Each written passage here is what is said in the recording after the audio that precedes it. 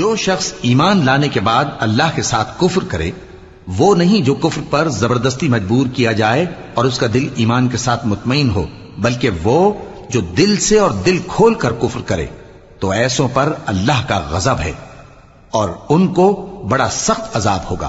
یہ اس لیے کہ انہوں نے دنیا کی زندگی کو آخرت کے مقابلے میں عزیز تر رکھا، اور اس لیے کہ اللہ کافر لوگوں کو ہدایت نہیں دیتا۔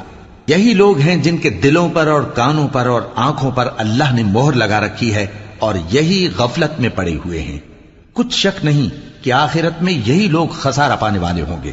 پھر جن لوگوں نے ایذائیں اٹھانے کے بعد ترک وطن کیا، پھر جہاد کیا اور ثابت قدم رہے، تمہارا پروردگار ان کو بے شک ان آزمائشوں کے بعد بخشنے والا ہے، رحمت کرنے والا ہے۔